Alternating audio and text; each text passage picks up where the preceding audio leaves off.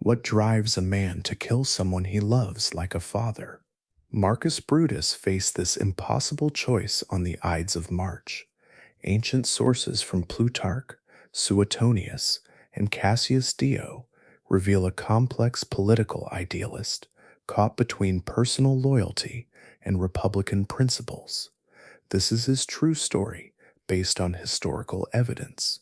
Before diving into this historically documented tragedy, if you enjoy learning about real historical figures through primary sources and archaeological evidence, consider hitting that like button and subscribing for more content like this. And please comment below to let me know where you're listening from. I find it incredible that we're exploring these authentic historical dramas together based on actual ancient records and contemporary accounts. In 2008, archaeologists working in Rome's Largo Argentina made a discovery that brought ancient history into sharp focus. They uncovered marble fragments and architectural remains that confirmed this area as the exact location of the theater of Pompeii, where Julius Caesar was assassinated on March 15th. The archaeological site, located in modern Rome's busy city center, preserves the foundations of four Republican-era temples, including Temple B, which formed part of the larger Pompeii theater complex. Ancient sources, particularly Suetonius in his Lives of the 12 Caesars, specifically identify this location as where the Senate was meeting on the Ides of March. Dr. Adriano Regina, who led the excavations, confirmed that the physical layout matches precisely with ancient descriptions of the assassination.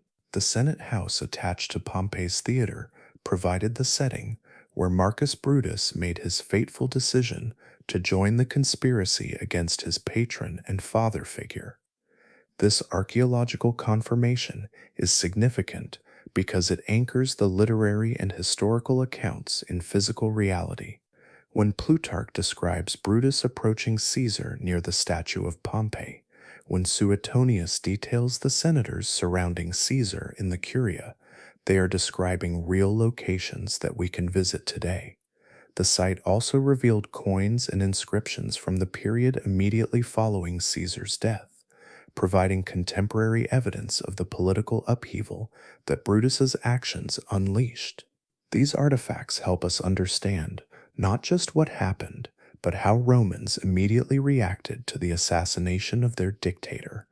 To understand why Brutus made his momentous decision, we must first examine his family background and the republican ideals that shaped his worldview from childhood. Marcus Junius Brutus was born around 85 BC into one of Rome's most politically significant families, carrying a name that was synonymous with republican liberty. His ancestor, Lucius Junius Brutus, was legendarily the founder of the Roman Republic, the man who expelled the last king, Tarquin the Proud, in 509 BC and established the political system that had governed Rome for over 450 years by the time of Caesar's assassination. This family legacy was not merely ancient history for Brutus, it was a living responsibility that defined his identity and political obligations. Plutarch, writing in his Life of Brutus around 100 AD, but drawing on contemporary sources, emphasizes how this ancestral legacy influenced Brutus throughout his life. Citizens would write graffiti on the statue of the elder Brutus, calling on his descendant to live up to his republican heritage. Some messages read, "Brutus, are you sleeping? And you are not a true Brutus." The historical Brutus was raised in an environment where republican principles were not abstract political theory, but family tradition. His mother, Servilia, was one of the most powerful women in late Republican Rome, closely connected to the political elite and intimately involved in the factional struggles that were tearing the Republic apart. Servilia's relationship with Julius Caesar adds another layer of complexity to Brutus's story. Ancient sources, including Suetonius and Cassius Dio document that Servilia was Caesar's long-term mistress, a relationship that began before Brutus was born and continued throughout his youth. This created an unusual family dynamic where Caesar was simultaneously the family's political patron and Servilia's lover. The young Brutus received the finest education available to Roman aristocrats, studying philosophy, rhetoric, and law. He was particularly drawn to Stoic philosophy, which emphasized duty, virtue, and the subordination of personal interests to the common good. These philosophical principles would later provide the intellectual framework for his decision to join the assassination plot. Understanding the relationship between Caesar and Brutus is crucial for grasping the magnitude of Brutus's betrayal and the internal conflict it must have caused him. Ancient sources consistently describe their bond as resembling that between father and son, making the assassination not just a political act, but a profound personal tragedy. Caesar's favoritism toward Brutus was evident from early in the young man's career. When Brutus held the praetorship in 44 BC, Caesar ensured he received the urban praetorship, the most prestigious of these positions. This appointment was both an honor and a sign of Caesar's trust, as the urban praetor handled important legal cases within Rome itself. Suetonius records that Caesar's affection for Brutus was so well known that when news of the assassination reached Caesar's friends, their first question was whether Brutus had participated. When told that he had not only participated, but led the conspiracy, many were shocked into silence, understanding that Caesar's trust in Brutus had been absolute. The complexity of their relationship is further illustrated by Caesar's behavior during the civil war against Pompey, 49 to 45 BC. Although Brutus initially sided with Pompey, partly due to family connections and partly due to republican principles, Caesar pardoned him after Pompey's defeat and immediately welcomed him into his inner circle. This forgiveness and rapid advancement demonstrated Caesar's genuine affection for the young man. Ancient sources suggest that Caesar may have suspected Brutus was his biological son, a possibility given the timing of Caesar's relationship with Servilia. While this cannot be proven definitively, it would explain the intensity of Caesar's paternal feelings and his apparent blind spot regarding Brutus's potential for opposition. Cassius Dio, writing in the early 3rd century, but drawing on Republican-era sources, describes Caesar's habit of consulting Brutus on important decisions and seeking his opinion even when they disagreed. This level of trust and intimacy makes Brutus's eventual betrayal even more shocking from a personal perspective. The assassination of Julius Caesar cannot be understood without examining the broader political crisis that was destroying the Roman Republic in the 1st century BC. Brutus found himself caught between his personal loyalty to Caesar and his inherited commitment to republican institutions that Caesar's rise to power was systematically undermining. The Roman Republic had been designed to prevent any single individual from accumulating too much power. The consulship, the highest elected office, was limited to 1 year and shared between 2 men. The Senate provided ongoing governance and institutional memory. Various checks and balances ensured that ambition was constrained by law and custom. By 44 BC, Caesar had shattered many of these traditional limitations. He had been declared dictator perpetuo, dictator for life, a title that was essentially monarchical in all but name. He had bypassed the Senate on crucial decisions, distributed land and citizenship according to his personal judgment, and surrounded himself with supporters who owed their positions entirely to his favor. For Republicans like Brutus, these actions represented not just political disagreement, but existential threat to the Roman system of government. Plutarch records that Brutus believed Caesar's continued rule would transform Rome from a republic into a monarchy, ending nearly 5 centuries of republican government. The ideological conflict was intensified by practical considerations. Caesar's veterans expected land grants that could only come from confiscating property from existing citizens. His populist policies required funding that strained the treasury. His clemency toward former enemies created a political dynamic where traditional rivals competed for the dictator's favor rather than engaging in normal political competition. Ancient sources document growing unease among the senatorial class about Caesar's long term intentions. Suetonius mentions rumors that Caesar planned to move the capital to Alexandria or Troy, marry Cleopatra, in addition to his Roman wife Calpurnia, and establish a dynasty that would rule both Rome and Egypt. Whether these rumors were accurate or not, they illustrate the climate of suspicion and fear that surrounded Caesar's dictatorship. For committed Republicans, the question was not whether Caesar was currently abusing his power, but whether the concentration of power in one man's hands inevitably led to tyranny.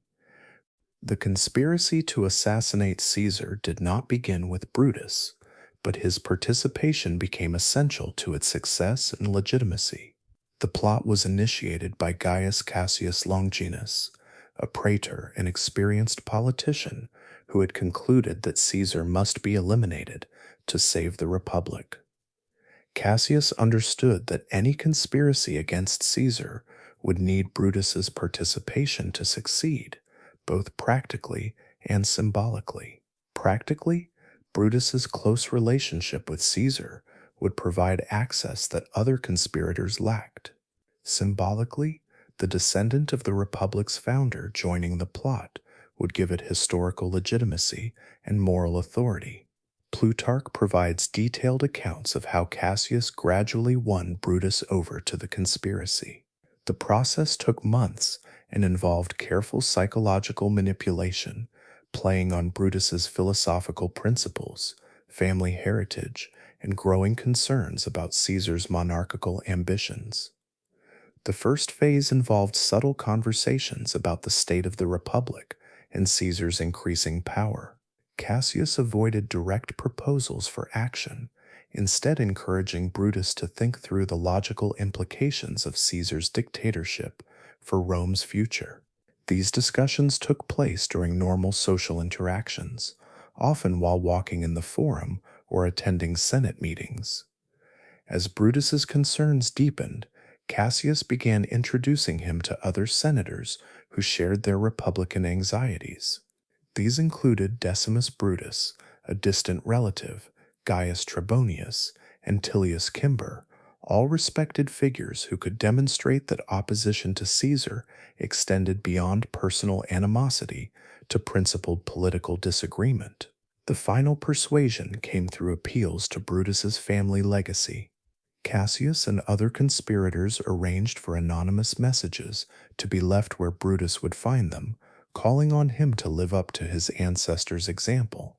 These messages played on his deepest psychological vulnerabilities, his sense of duty to his family name, and his commitment to republican ideals. Ancient sources suggest that Brutus's final decision was influenced by a conversation with Cato the Younger's daughter, Porcia, who had become his wife. Porcia, daughter of the Republic's most famous moral philosopher, reportedly encouraged her husband to act on his principles regardless of personal cost. Her support provided the emotional reinforcement Brutus needed to overcome his personal loyalty to Caesar. Contemporary sources provide glimpses into Brutus's psychological state during the months leading up to the assassination, revealing a man tormented by conflicting loyalties and the magnitude of the decision he was contemplating. Plutarch records that Brutus became increasingly withdrawn and troubled during early 44 BC. Friends noticed changes in his behavior. He was more serious in conversations, less willing to engage in the social activities that normally occupied the Roman elite, and seemed preoccupied with abstract philosophical questions about duty and morality. The internal conflict was intensified by Caesar's continued expressions of trust and affection. Even as the conspiracy was forming, Caesar was making plans that included Brutus in significant roles. He had designated Brutus as urban praetor for 44 BC and was considering him for a consulship in the near future. Suetonius mentions that Caesar frequently sought Brutus's advice on policy matters, apparently unaware that his protege was having doubts about the direction of his rule. These consultations must have been psychologically excruciating for Brutus, who was simultaneously planning Caesar's death while advising him on governance. Ancient sources also document Brutus's intensive study of philosophical and historical texts during this period. He was particularly drawn to works on tyrannicide and the moral obligations of citizens under corrupt government. These readings provided intellectual justification for what he was contemplating, but they also reveal his need for external validation of his internal reasoning. The conspiracy's secrecy created additional psychological pressure. Brutus could not discuss his doubts and fears with most of his friends and family, leaving him isolated with the burden of his decision. Only his wife Portia and fellow conspirators knew of his internal struggle, and even with them he had to be careful about expressing uncertainty that might undermine the plot. Letters from this period, preserved by ancient historians, show Brutus wrestling with questions about the morality of assassinating someone who had shown him personal kindness. He wrote to friends about the conflict between personal gratitude and public duty, suggesting that the decision to join the conspiracy was agonizing rather than easy. The events of March 15, 44 BC, are among the best documented moments in ancient history, recorded by multiple contemporary sources and later historians who had access to eyewitness accounts. These sources allow us to reconstruct not just what happened, but Brutus's specific role in the assassination. The Senate was meeting in the Theater of Pompey because the traditional Senate house was under renovation. This location was symbolically significant. Pompey had been Caesar's great rival, and his theater provided the setting for Caesar's downfall. Ancient sources note the irony that Caesar was killed near a statue of Pompey, the man he had defeated in civil war. Suetonius provides the most detailed account of the morning's events. Caesar almost didn't attend the Senate meeting due to his wife Calpurnia's fears. She had reportedly dreamed of his death, and warnings from soothsayers about the Ides of March. However, Decimus Brutus, one of the conspirators, convinced him that canceling would show weakness and disappoint the senators who were expecting him. When Caesar arrived at the theater, the conspirators were positioned strategically around the meeting space. Plutarch describes how they had coordinated their actions in advance, with specific roles assigned to each participant. Some would engage Caesar in conversation to hold his attention, others would block potential escape routes, and the core group would carry out the actual attack. The assassination began when Tullius Kimmer approached Caesar with a petition for his brother's recall from exile. When Caesar refused, Kimmer grabbed his toga, which was the signal for the attack to begin. The first blow was struck by Casca, but it was not fatal, merely wounding Caesar in the shoulder. What followed was a frenzied attack by 23 conspirators, each wanting to participate in the killing to share responsibility for the deed. Ancient sources describe Caesar fighting back initially, but realizing the hopelessness of his situation when he saw the number of attackers. Brutus's specific role in the assassination is described differently by various sources, but all agree that his participation was both crucial and emotionally devastating for Caesar. Plutarch records that Caesar stopped fighting when he saw Brutus among his attackers, suggesting that this betrayal by his beloved protege broke his spirit more than the physical wounds. The famous last words, "Et tu, Brute," and "You, Brutus," are Shakespeare's invention, not historical fact. Ancient sources provide various accounts of Caesar's final words, but none include this specific phrase. However, the emotional reality it represents Caesar's shock at Brutus's betrayal is consistent with all historical accounts. The immediate aftermath of Caesar's assassination reveals much about Brutus's character and his understanding of what he had accomplished. Unlike many political assassinations, this one was followed by an attempt to justify the act to the Roman people, with Brutus playing a central role in this public relations effort. According to Plutarch, immediately after Caesar's death, Brutus attempted to address the senators who had witnessed the assassination. Many had fled in terror, but those who remained heard Brutus explain that they had acted to restore the republic and eliminate a tyrant. His speech emphasized the constitutional justification for their actions and called on fellow senators to support the restoration of traditional republican government. The conspirators then marched through Rome to the Forum, with Brutus carrying a cap of liberty on a spear, a symbol traditionally associated with the freeing of slaves, now repurposed to represent the liberation of Rome from tyranny. This procession was carefully choreographed to present the assassination as a patriotic act rather than a criminal conspiracy. However, the public reaction was not what Brutus and his fellow conspirators had expected. Instead of celebrating their liberation from tyranny, many Romans were confused, frightened, or actively hostile to the assassins. Caesar had been popular with the common people due to his generous public works projects and his populist political positions. Suetonius records that crowds gathered around Caesar's body, which had been left in the Senate house, and their mood grew increasingly angry as news of the assassination spread. Rather than viewing Brutus as a liberator, many Romans saw him as an ungrateful son who had murdered his benefactor. The conspirators' failure to plan for the post-assassination period became immediately apparent. They had spent months planning Caesar's death, but had given little thought to how they would govern Rome afterward. This oversight would prove fatal to their cause and to many of the conspirators themselves. Within hours of the assassination, it became clear that Brutus and his allies would need to flee Rome for their own safety. The political vacuum created by Caesar's death was being filled not by restored republican institutions, but by Caesar's supporters, particularly Mark Antony and Caesar's grandnephew Octavian, who would soon emerge as Augustus.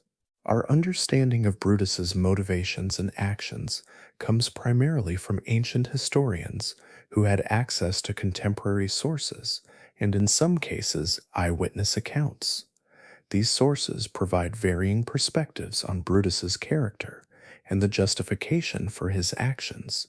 Plutarch's Life of Brutus, written around 100 AD, is our most detailed source for Brutus's biography and psychology. Plutarch had access to memoirs and letters from people who knew Brutus personally, including his correspondence with Cicero and other prominent Romans. His account emphasizes Brutus's philosophical idealism and the internal conflict between his personal affection for Caesar and his republican principles. Suetonius, writing slightly earlier in the 12 Caesars, focuses more on Caesar's perspective but provides crucial details about the relationship between Caesar and Brutus. His account emphasizes Caesar's shock at Brutus's betrayal and includes details about Caesar's paternal feelings toward his assassin.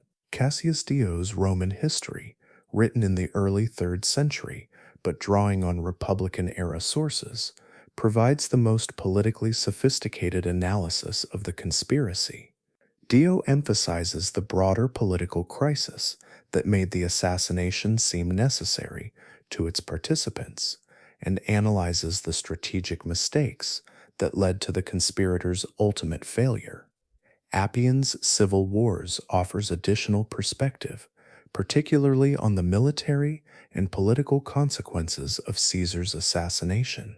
His account helps us understand how Brutus's decision to kill Caesar ultimately contributed to the very outcome he had hoped to prevent, the end of the Roman Republic and the establishment of imperial rule.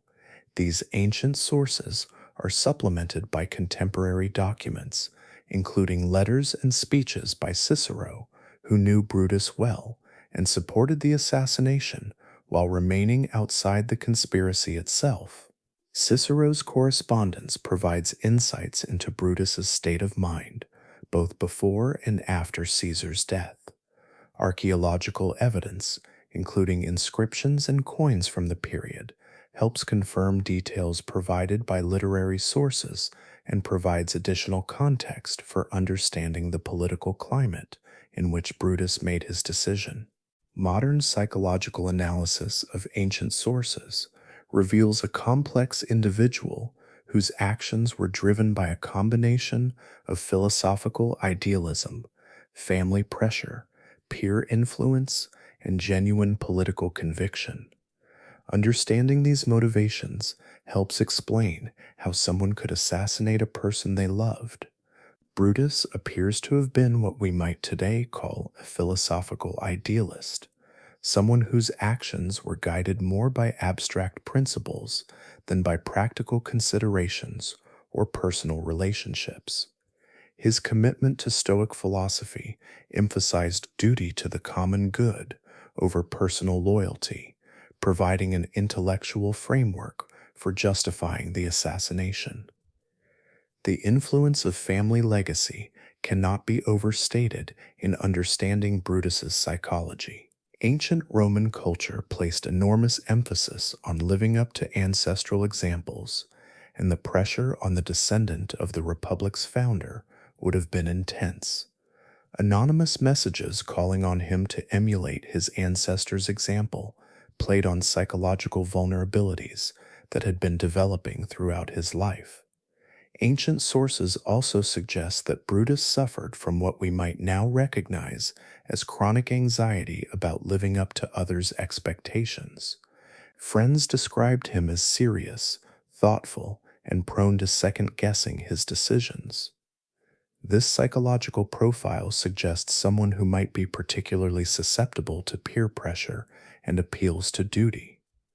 The gradual nature of Cassius's persuasion campaign appears to have been psychologically sophisticated, slowly escalating Brutus's commitment to the conspiracy while providing social reinforcement from other respected figures. This process allowed Brutus to rationalize his decision as inevitable rather than voluntary, reducing the psychological burden of betraying Caesar. However, ancient sources also indicate that Brutus never fully resolved the internal conflict between his love for Caesar and his republican convictions. Letters and speeches from after the assassination suggest ongoing psychological distress about what he had done, even as he continued to defend it publicly.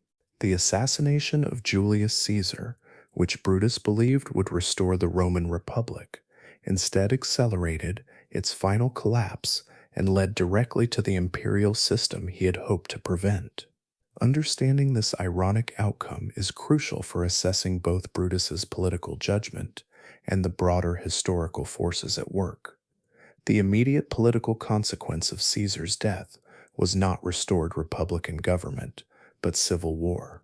Mark Antony, Caesar's lieutenant, and Octavian, his heir, formed an alliance along with Lepidus, known as the Second Triumvirate, which systematically hunted down and eliminated the conspirators and their supporters. Brutus and Cassius fled to the eastern provinces, where they attempted to raise armies and continue fighting for the republican cause. However, they lacked the resources and popular support necessary to challenge the Caesarian faction effectively. Their forces were decisively defeated at the Battle of Philippi in 42 BC, where both Brutus and Cassius committed suicide rather than face capture. The broader political lesson was that the Roman Republic's problems went deeper than any single individual, even one as powerful as Caesar. The institutions and traditions that had governed Rome for centuries were no longer adequate for managing a vast Mediterranean empire. The social and economic pressures that had elevated Caesar would have promoted someone else to similar power if he had not existed. Ancient historians recognized this irony. Cassius Dio notes that the conspirators' success in killing Caesar merely cleared the way for his heir Octavian to establish an even more autocratic system. The Roman Empire that emerged from the civil wars following Caesar's assassination was more thoroughly monarchical than anything Caesar himself had established. The failure of the conspiracy also discredited Republican ideology for future generations. The association between republicanism and political assassination made it easier for Augustus and his successors to justify imperial rule as necessary for stability and peace.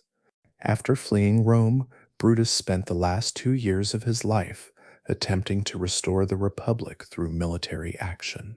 This final phase of his career reveals both his continued commitment to Republican ideals and his limitations as a military and political leader. Ancient sources describe Brutus's activities in the eastern Mediterranean, where he and Cassius attempted to build an army capable of challenging the triumvirate. They had some initial success, gaining control of several provinces and building a substantial military force, but they faced fundamental disadvantages that would prove insurmountable. The eastern provinces provided financial resources and manpower, but the conspirators lacked the popular legitimacy that came from controlling Rome itself. Their cause was seen by many as aristocratic resistance to populist reform, rather than genuine liberation from tyranny. Plutarch's account of this period emphasizes Brutus's continued adherence to philosophical principles even while commanding armies. He reportedly refused to allow his soldiers to plunder cities that surrendered, insisting that Republican forces should demonstrate moral superiority to their opponents. While admirable, this approach put his army at a disadvantage against enemies who were willing to use any means necessary. The decisive confrontation came at Philippi in northern Greece in 42 BC. Ancient sources provide detailed accounts of two battles fought several weeks apart, both resulting in defeats for the Republican forces. In the first battle, Brutus's forces initially succeeded against Octavian's army, but Cassius's wing was defeated by Mark Antony, leading Cassius to commit suicide based on mistaken reports of complete defeat. The second battle was a clear victory for the triumvirate forces. Faced with the destruction of his army and the certainty of capture, Brutus chose to end his own life rather than face the humiliation of execution or the possibility of being displayed in his enemy's triumph. His final words, according to Plutarch, were a quotation from Euripides. "O wretched virtue, you were but a name, and yet I worshipped you as real indeed. But now, it seems, you are but fortune's slave." This statement reflects both his continued commitment to philosophical ideals and his recognition that moral principles alone were insufficient to achieve political success. The historical assessment of Marcus Brutus has varied dramatically across different periods and political contexts, reflecting changing attitudes toward political violence, republicanism, and the relationship between personal loyalty and public duty. Ancient Roman opinion was divided even immediately after the assassination. Caesar's supporters portrayed Brutus as an ungrateful traitor who had killed his benefactor, while Republican sympathizers viewed him as a patriotic hero who had sacrificed personal happiness for the public good. During the Renaissance, particularly in Republican city-states like Florence and Venice, Brutus was often celebrated as a heroic defender of liberty against tyranny. This interpretation influenced early American political thought, where founders like John Adams and Thomas Jefferson saw parallels between Brutus's struggle against Caesar and their own resistance to British rule. The Romantic period brought renewed interest in Brutus as a tragic figure torn between conflicting loyalties. This interpretation, popularized by Shakespeare's Julius Caesar, emphasized the personal cost of political idealism and the complexity of moral decision-making in political contexts. Modern historians have generally taken a more nuanced view, recognizing both Brutus's genuine commitment to republican ideals and his political naivety. His failure to plan for post-assassination governance and his underestimation of Caesar's popular support are seen as serious strategic errors that contributed to the Republic's final collapse. Contemporary scholarship emphasizes the broader historical forces that made the Roman Republic's collapse probably inevitable, regardless of Caesar's fate.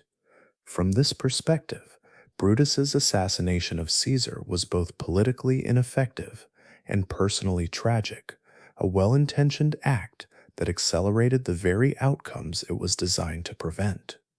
The moral assessment of Brutus's actions remains contentious.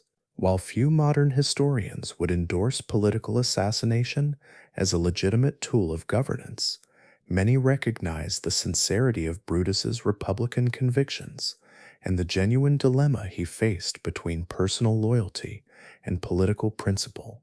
Archaeological discoveries continue to provide new insights into the world in which Brutus lived and the political crisis that led to his fateful decision.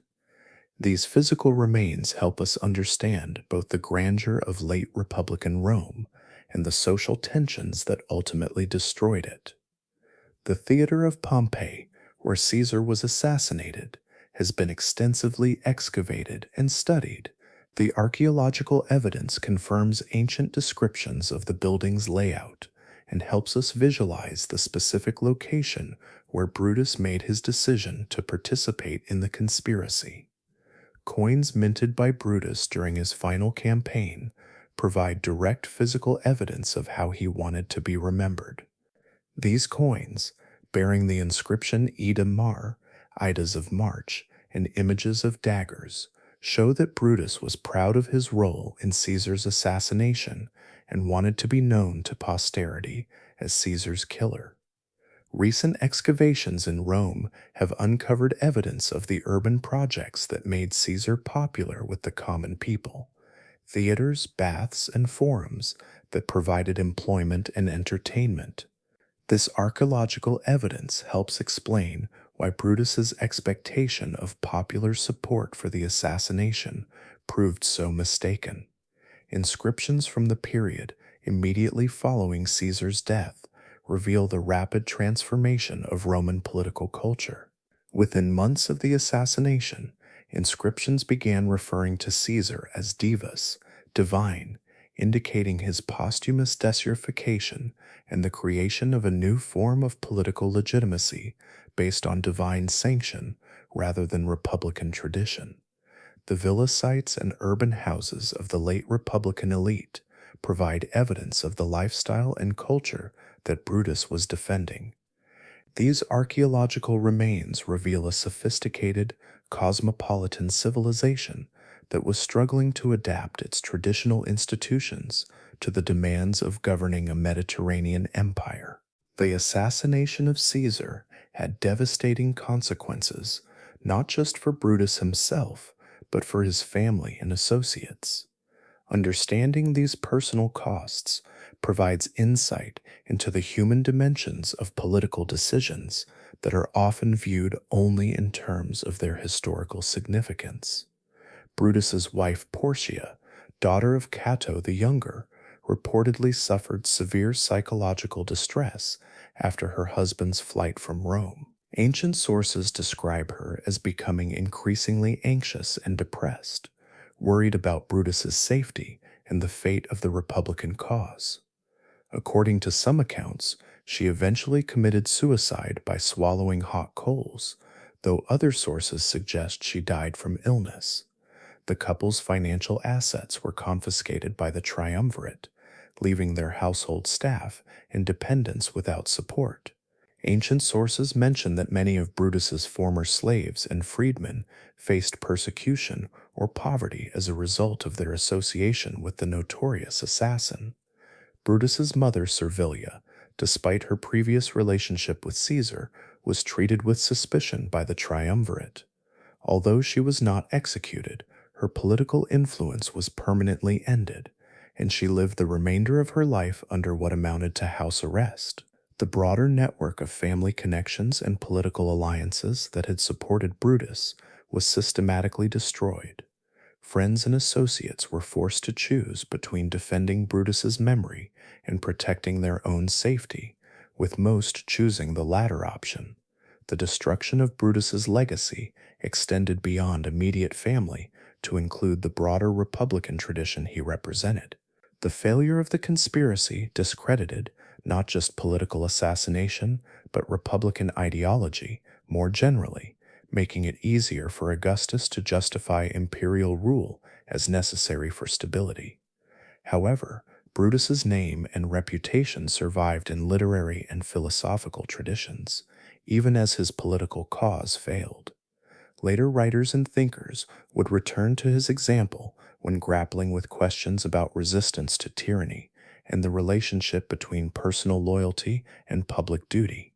Marcus Junius Brutus emerges from historical analysis as neither the noble republican hero of Renaissance imagination nor the treacherous assassin of Caesarian propaganda, but as a complex individual whose genuine political idealism led him to make a decision that was both personally agonizing and historically counterproductive.